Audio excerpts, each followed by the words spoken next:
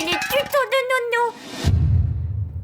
Bonjour chers amis traders, juste une petite vidéo pour se rappeler des éléments importants qu'on a tendance à oublier lorsqu'on fait du trading rapide et qu'on voit un petit peu mieux lorsqu'on prend du recul sur les unités de temps un peu plus longues. Sur ce graphique par exemple, nous sommes donc là sur le Bitcoin en unité de temps journalière. On nettoie un petit peu tout ce qui est indicateur, tout ce qui est je dirais droite de tendance ou autre. Alors je garde ces indicateurs là en dessous, mais pour mon propos j'en ai pas trop besoin. Ce qui est intéressant de voir, c'est juste en regardant le graphique là, qu'est-ce que je constate sur mon graphique, sur l'évolution du prix, sur finalement qu'est-ce qui se passe de manière générale au niveau du prix.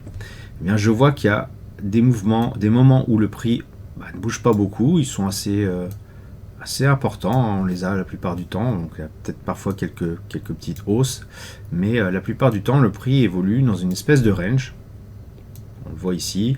Je dessine grossièrement, là on en a un plus ou moins, hein. Ici un petit peu plus large. Voilà, ça se passe comme ça la plupart du temps, vous avez des ranges. Et puis il y a des phases où ça dure pas longtemps, hein, quelques bougies, vous avez une forte hausse, sur ce cas ici, fort momentum. Hein. Ici en l'espace de quelques bougies, alors là vous voyez aussi, tiens, hop, il y a un nouveau petit range, ici on va en reparler peut-être tout à l'heure de celui-ci. Donc une bougie importante, on stagne un peu, et hop, une autre bougie importante, et on va restagner un petit peu plus tard, dans un nouveau range. C'est un peu comme ça que ça se passe à chaque fois, comme s'il y avait des sursauts. Voilà, on a un niveau et hop, on passe à un autre niveau. J'en avais déjà parlé dans les mécanismes d'enchères. Hein. Tout le monde est d'accord sur, par exemple, au niveau immobilier, sur un niveau de prix par rapport à une maison donnée, hein, sur un marché spécifique. Et puis, il y a quelque chose qui change dans le marché. Par exemple, je sais pas, moi ici, un métro qui est construit et qui vous offre plus de possibilités finalement de vous déplacer. Donc, ça augmente la valeur de votre maison et pouf, d'un coup, on change de niveau de prix pour l'ensemble des maisons du quartier, et voilà, c'est un peu ce qui se passe sur ces changements de niveau-là, si on veut ramener ça dans le monde réel. On peut aussi avoir une autre approche, d'où le titre un peu de ma vidéo au niveau trading atomique, c'est, j'ai vu ça sur Wikipédia au niveau du graphique, je me rappelle de mes cours effectivement de physique, où on avait le modèle atomique, le modèle d'un atome, au centre, hein, le noyau de l'atome, et puis sur sa périphérie, des niveaux d'énergie sur lequel évoluent les électrons. Alors c'est plutôt statistique, hein, donc là c'est une représentation finalement d'une probabilité où se trouve l'électron. Mais ce qui avait l'intéressant à chaque fois avec ces électrons-là, c'est qu'ils sautaient d'un niveau à l'autre de manière assez rapide et qui restaient sur ces différents niveaux de prix. Voilà, il n'y a pas de niveau 1,2, 1,3, 1,4. Donc effectivement, lorsque l'électron changeait d'un niveau vers un niveau inférieur, il y avait émission d'énergie. Bon, là, on pourrait considérer que c'est transfert d'argent par rapport au trading. Enfin bref, vous voyez bien que l'image, hein, c'est plus pour le folklore, pour essayer de comprendre certaines choses. Mais ça, moi, ça me fait penser quand même un petit peu à ça, cette histoire-là, de prix qui change de niveau également. Hein. Donc là, si on s'amuse à tracer les traits à peu près, hein, on va mettre un trait ici, on voit qu'il y a un niveau moyen à peu près là, peut-être un niveau là, bon, on en voit un ici, le prix il est revenu plusieurs fois dessus, regardez, hop, il est allé sur ce niveau-là, on est redescendu sur ce niveau-là, on est revenu sur ce niveau-là, on descend, c'est pas évidemment comme un niveau atomique, mais on constate que le prix il a tendance à passer d'un niveau à un autre, de manière un petit peu quantique, hein, comme le ferait effectivement un électron en changeant d'orbite. Alors comment faire par rapport au prix, parce que on n'est pas du tout dans un modèle atomique, c'est la loi de l'offre et la demande, il y a des échanges, des achats, des vendeurs. Et bien justement, ce qui représente, je dirais, l'énergie d'achat et de vente, c'est le nombre de transactions. Et le nombre de transactions, on a un indicateur qui est pas mal pour ça, qui est le profil de volume de prix, le volume profile, qui, regardez, hein, voilà, j'ai vraiment fait à main levée, on retrouve à chaque fois, donc on peut ajuster un petit peu bien sûr, on retrouve à chaque fois les niveaux où on a pu tracer les stagnations, les différents ranges. À chaque fois qu'il y a un pic de volume par prix, hein, il faut imaginer que, donc ici que c'est un creux de volume par prix, l'unité 0 commence ici, là on augmente en volume à chaque fois qu'on va à droite, c'est que les volumes sont plus importants. Là il y a eu un grand volume d'échange et effectivement c'est autour de ce niveau que le range a évolué. Ici on a un niveau d'échange aussi important. Eh bien, alors je peux l'ajuster aussi, hein, parce que j'ai fait ça à main levée, mais voilà, on voit qu'ici il y a énormément d'échanges, ça correspond effectivement à ce range-là, qu'on peut là aussi ajuster un petit peu, et on retrouve ça un petit peu partout, hein, à chaque fois sous réserve bien sûr d'ajustement, mais voilà, ce qui est intéressant, c'est de voir cette corrélation entre niveau de transaction et stagnation du prix. D'où ma réflexion que j'ai déjà pu faire par le passé, que vous avez déjà dû voir dans mes vidéos précédentes, qui est que à chaque fois qu'il y a un pic de volume par prix, le prix a tendance à rester collé autour, et à chaque fois qu'il y a un creux de volume par prix, ce qui est le cas ici, eh bien, le prix, lui, ne reste pas. Ici, vous avez une seule bougie qui traverse ce creux de volume par prix, et on passe d'un niveau à l'autre. Alors parfois, il traverse, parfois, il rebondit dessus. Je sais pas, ici, on a un cas de figure ici, si je trace ça en rose. Vous avez donc ici un pic de volume par prix, le prix a tendance à rester dessus, et dès qu'on s'approche d'un creux de volume par prix, donc soit il le traverse, comme c'était le cas ici, soit il rebondit dessus. Voilà, tout simplement parce qu'ici il y a très peu de transactions, les gens ne sont pas intéressés à ce niveau de prix là, et quand les gens ne sont pas intéressés à ce niveau de prix, bien, on cherche une transaction à un niveau de prix qui est plus avantageux pour à la fois l'acheteur et le vendeur. Alors tout ça pour dire quoi? Parce que 5 minutes de blabla pour en arriver là. Et bien en fait tout simplement, lorsqu'on fait du trading justement en unité de temps plus courte, on a tendance à oublier ces éléments là.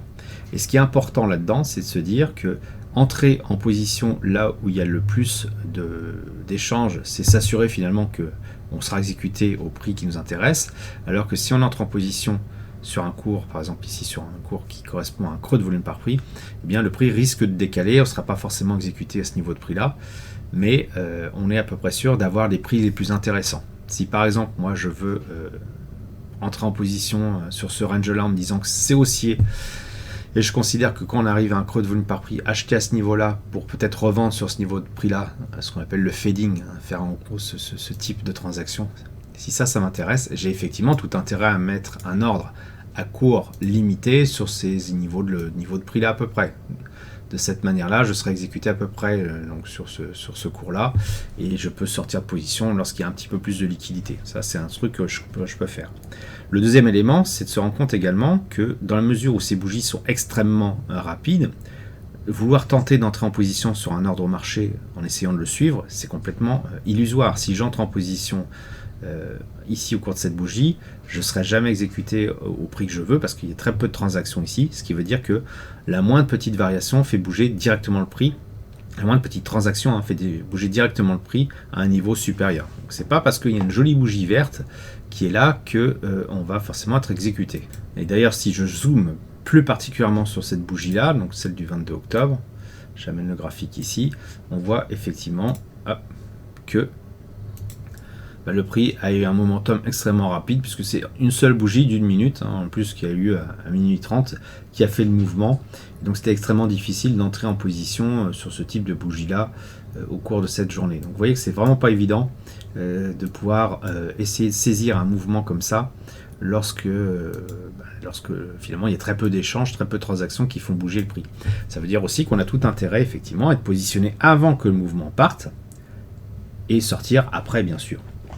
Pour se positionner avant qu'un mouvement de ce type n'arrive, donc inutile effectivement de chercher à entrer pile au plus bas, c'est impossible. Par contre, ce qui est intéressant, et c'est pour ça que je disais qu'on va aller reparler de ce range-là, eh bien, c'est de considérer le mouvement dans sa globalité. Ici, on est sur l'unité de temps journalière, donc c'est une unité de temps assez longue quand même. Et si on regarde sur l'unité de temps supérieure, donc ça serait le weekly, que je vais faire apparaître juste à côté. Voilà. Qu'est-ce que je constate dans ce range-là ? Sur le côté gauche du graphique, on voit effectivement que le récit est au-dessus de 50, donc tendance haussière, et bon, on le voit aussi au niveau des bougies. Donc ça veut dire que le mouvement de fond est à la hausse, et donc moi, si je me positionne dans ce range-là, si je me positionne bien dans ce range-là, je vais peut-être potentiellement pouvoir profiter d'un momentum haussier, ce qui a lieu d'ailleurs juste après. Le momentum a lieu après, et je peux potentiellement sortir sur une unité de temps courte. Je pense que ce qu'il y a de plus raisonnable, c'est de sortir au prochain pic de volume par prix, je peux sortir après. Alors ça peut paraître évident comme ça parce que le graphique est a posteriori, il faut voir qu'en réalité, le graphique ici de volume profit s'affiche en fonction des bougies affichées dans le temps. Quand vous arrivez sur le range, vous avez l'historique, le passé, qui vous aide un petit peu à voir où se trouvent les différents niveaux. Donc vous savez ici potentiellement que si ce range-là casse, vous allez probablement rejoindre ces niveaux-là. Effectivement, c'est ce qui se passe après, voire même qu'on l'explose complètement. Alors comment se positionner dans ce range-là, en sachant que donc, on a tous les indicateurs qui nous disent que ça va potentiellement partir à la hausse. On peut se tromper aussi, mais comment se positionner au mieux là-dedans? Je pense que le plus simple, c'est d'aller voir directement dans l'unité de temps inférieure. Hop, voilà, même carrément inférieur, je vais me mettre en 15 minutes. Voilà, et donc tout ce carré-là, ce rectangle-là, correspond à ce qui se passe à peu près ici. Donc je vais zoomer un peu ici, je vais afficher ça un peu plus grand. Ce qui nous intéresse, donc, c'est de se positionner au sein de ce range-là pour un mouvement à la hausse. Vous voyez que, comme son nom l'indique, un range eh bien c'est quelque chose qui évolue pas beaucoup. Vous avez une forte bougie qui apparaît ici.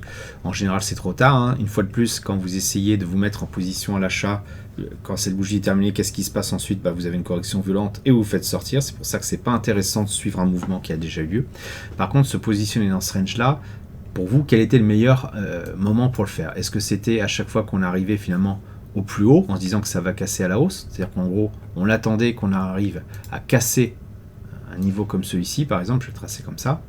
On se dit, voilà, j'attends que ça casse pour me positionner à la hausse. Alors ici, si on avait attendu qu'on était entré en position retour de flamme, on aurait été de manière très inconfortable à suivre ce trade-là, puisqu'on aurait été en perte latente. Ici, par contre, effectivement, être entré en position, c'était s'assurer que ça parte. C'est ce que la plupart du temps, on a tendance à faire. Il y avait une autre solution, c'était d'entrer sur les points les plus bas. Donc si je duplique cette ligne-là, que je la mets sur les points les plus bas, alors je ne les invente pas, hein, c'est pas parce que je vois le graphique, je vois le creux de volume par prix, je positionne là-dessus. Et si moi je me positionne à sur ce niveau, je vais le mettre en rose, tiens, changer de couleur un petit peu pour pouvoir parler de la même chose.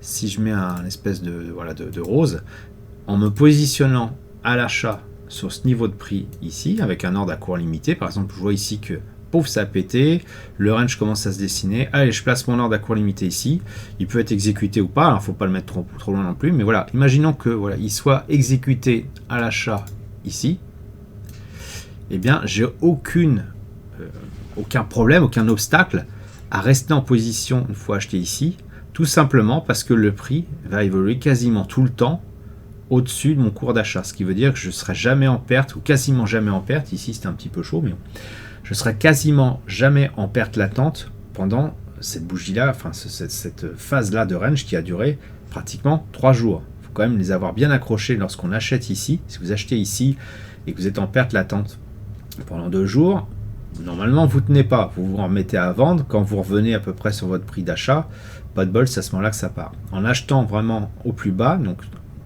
un ordre à court limité sur un creux de volume par prix dans le range, eh bien on se rend les choses plus faciles d'entrer, enfin de conserver cette position et de la garder justement au moment où vous avez cette fameuse bougie qui se met à péter et qui part directement comme ceci. Donc voilà ce que je voulais vraiment rappeler avec cette petite vidéo. Pour résumer, en gros, donc acheter sur les zones de range c'est intéressant, mais à condition d'acheter sur la zone du bas du range si vous êtes haussier par exemple, grâce à un ordre à court limité sur un endroit où il y a un creux de volume par prix. Et puis viser un changement de niveau, surtout ne pas attraper le train en marche. Et je précise une fois de plus que ça marche quelles que soient les unités de temps. Ce que je viens de vous dire, si on passe en 5 minutes, vous retrouvez la même notion à chaque fois d'espèces de range qui apparaissent ici, correspondant à un pic de volume par prix. Ça, vous le retrouvez quasiment à chaque fois. C'est la définition même en fait du pic de volume par prix, creux de volume par prix. Et puis on voit que le prix, effectivement, passe d'un niveau électronique quantique, si je peux dire, à un autre. Et grâce à des bougies qui ne durent pas très longtemps. Et donc essayer de se positionner sur des bougies en cours, c'est peine perdue, c'est trop tard. C'est pourtant ce qu'on a tendance tous à faire à force d'attendre des confirmations. Donc se positionner à l'avance, ça peut être intéressant. Vous achetez par exemple ici en pensant que ça va monter et puis bon, pas de bol, ça se retourne. L'avantage d'avoir acheté finalement au plus bas, donc sur ces niveaux là, c'est que vous allez mettre un stop qui va être pratiquement juste en dessous. Donc vous sortez de position très rapidement si le prix ne va pas dans votre sens. Et puis quand finalement il part vraiment dans votre sens, vous êtes déjà positionné et vous profitez du mouvement. Je rappelle une fois de plus qu'on ne peut pas savoir vraiment ce que va faire le prix. Ici, vous avez un exemple flagrant où vous êtes sur une unité de temps supérieure qui est haussière et pour autant le prix se retourne contre vous. Vous pouvez émettre des hypothèses et paris et gérer correctement votre risque de telle sorte que quand vous gagnez plus que quand vous perdez ce que vous perdez. Voilà, j'espère que vous avez apprécié cette vidéo. Si c'est le cas, merci de laisser un pouce pour m'encourager à continuer. Abonnez-vous à la chaîne YouTube pour ne rater aucune nouvelle publication. Je vous dis merci et à bientôt sur le blog.